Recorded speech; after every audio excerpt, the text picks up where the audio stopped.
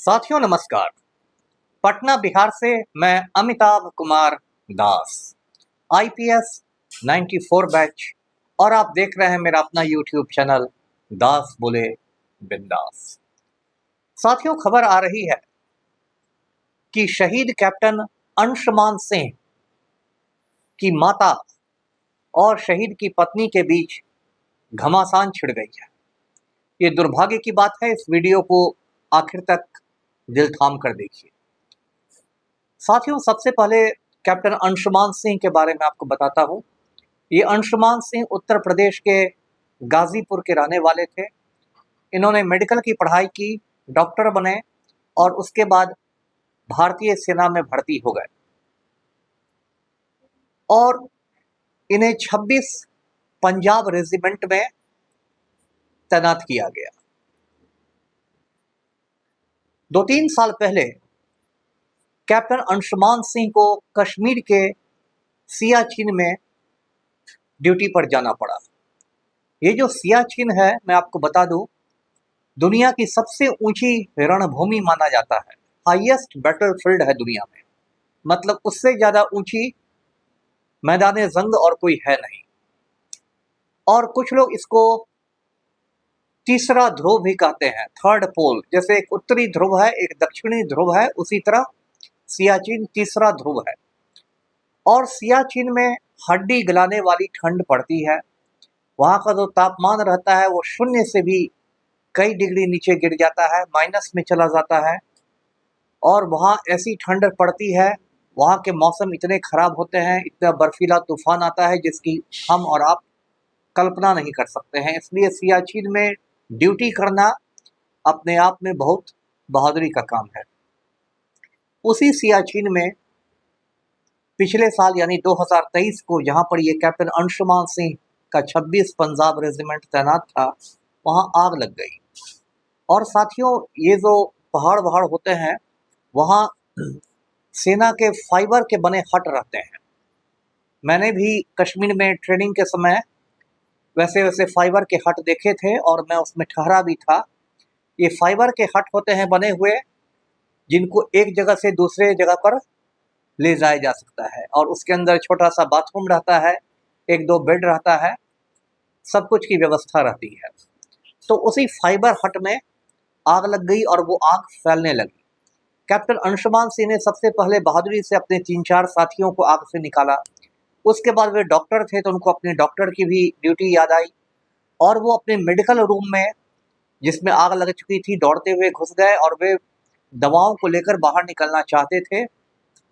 लेकिन कैप्टन अंशुमान सिंह खुद आग की लपटों से घिर गए और वो जिंदा नहीं निकल सके। वो आग की लपटों में ही शहीद हो गए।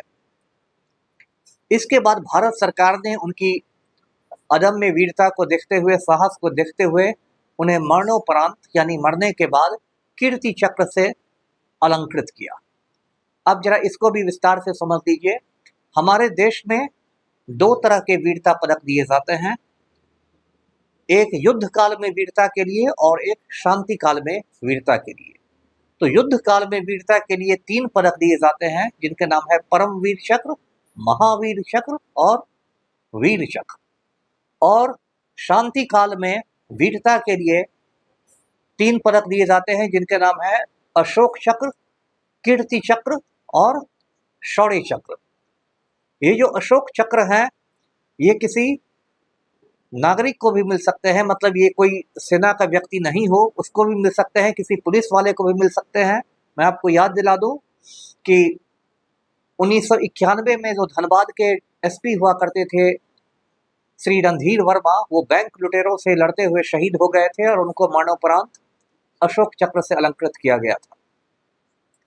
तो कैप्टन अंशुमान सिंह को कीर्ति चक्र दिया गया। अब साथियों, सेना का ये नियम है कि यदि कोई व्यक्ति शहीद हो जाता है तो ये पदक उसकी पत्नी को दिया जाता है, लेकिन उसके माता पिता को भी समारोह में बुलाया जाता है। तो राष्ट्रपति भवन में जो समारोह हुआ, उसमें राष्ट्रपति जो हमारी हैं श्रीमती द्रौपदी मुर्मू, उन्होंने कैप्टन अंशुमान सिंह की पत्नी स्मृति सिंह को कीर्ति चक्र प्रदान किया और साथ में अंशुमान सिंह की जो माता जी हैं श्रीमती मंजू सिंह, वो भी थी। आप जानते हैं कि देश का जो राष्ट्रपति होता है या होती है वो तीनों सेनाओं का सर्वोच्च सेनापति होता है, इसलिए उसके हाथों से ये पदक दिए जाते हैं। तो खैर ये सब तो अच्छा से हो गया, लेकिन उसके बाद कुछ अप्रिय बातें सामने आई। कैप्टन अंशुमान सिंह के जो पिता हैं रवि प्रताप सिंह और उनकी माँ जो है श्रीमती मंजू सिंह, इन लोगों ने मीडिया में अपनी बहू के बारे में, पुत्र वधू के बारे में बहुत सारी बयान दी। उन्होंने कहा कि ये तो बहू है, ये तो तुरंत कीर्ति चक्र लेकर भाग गई, हम लोग तो ठीक से देख भी नहीं सके कीर्ति चक्र कैसा होता है, हम लोग उसको एक बार अपने हाथ में रखकर भी नहीं देख सके। उन्होंने इल्ज़ाम लगाया कि ये जो हमारी बहू है स्मृति, इसने मेरे एटीएम को ब्लॉक कर दिया है, जो एटीएम कैप्टन अंशुमान ने मुझे दिया था, और अब मैं एटीएम से पैसा नहीं निकाल पाती हूँ, और इस तरह के बहुत सारे उसने इल्ज़ाम लगाए। अब साथियों इसमें मामला क्या था वो मैं बताता हूँ। जब कैप्टन अंशुमान सिंह शहीद हुए थे तो जो आर्मी का ग्रुप इंश्योरेंस फंड था उससे 1 करोड़ की राशि दी गई थी, जिसमें 50 लाख रुपए कैप्टन अंशुमान सिंह की मां को दिए गए और 50 लाख रुपए कैप्टन अंशुमान सिंह की पत्नी को दिए गए, यानी कि दोनों को बराबर बराबर की राशि मिली, 50-50 लाख रुपए की। और उत्तर प्रदेश सरकार ने अपनी ओर से कैप्टन अंशुमान सिंह को 50 लाख रुपए देने का ऐलान किया। उसमें 35 लाख रुपए यानी ज़्यादा बड़ा हिस्सा स्मृति सिंह को मिले और 15 लाख रुपए कैप्टन अंशुमान सिंह की माताजी को दिए गए। इसका ये मतलब हुआ कि अब तक जो राशि बटी है उसमें 85 लाख रुपए टोटल अंशुमान सिंह की पत्नी को मिल चुके हैं और 65 लाख रुपए टोटल अंशुमान सिंह की माताजी को मिल चुका है। अपने आप में ये कोई राशि बहुत छोटी राशि नहीं है, एक अच्छी खासी राशि आप इसे कह सकते हैं मध्यम वर्ग के लिए, है ना। अडानी अंबानी के लिए बहुत छोटी राशि होगी, लेकिन मध्यम वर्ग के लिए ठीक ठाक राशि है।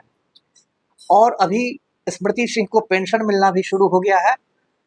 और शहादत के ये नियम होते हैं कि एक कोर्ट ऑफ इंक्वायरी होती है और उसके बाद फुल सैलरी को पेंशन के रूप में लिया जाता है, यानी कि कैप्टन अंशुमान सिंह को जो पूरा वेतन मिल रहा था उसमें एक पैसा काटे बिना पूरा वेतन उनकी विधवा को भी मिलता रहेगा।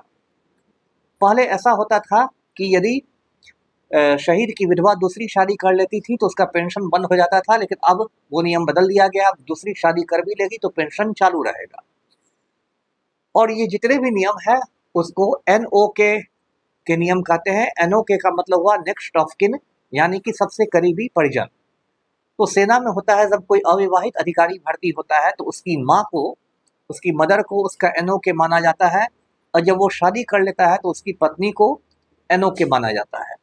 तो कैप्टन अंशुमान सिंह चूंकि शादीशुदा थे इसलिए उनकी पत्नी को NOK मान के, नेक्स्ट ऑफ किन मानकर सारा पेंशन वगैरह सब कुछ मिलेगा। अब साथियों यहाँ उनकी माताजी कह रही हैं कि NOK के नियम में परिवर्तन होना चाहिए क्योंकि बहू दूसरे घर चली जाती है, और उसके माता पिता ये भी कह रहे हैं कैप्टन अंशुमान सिंह को के माता पिता कि स्मृति सिंह को अपने देवर से शादी कर लेनी चाहिए। साथियों ये जो पूरा विवाद है ये बहुत दुर्भाग्यपूर्ण है।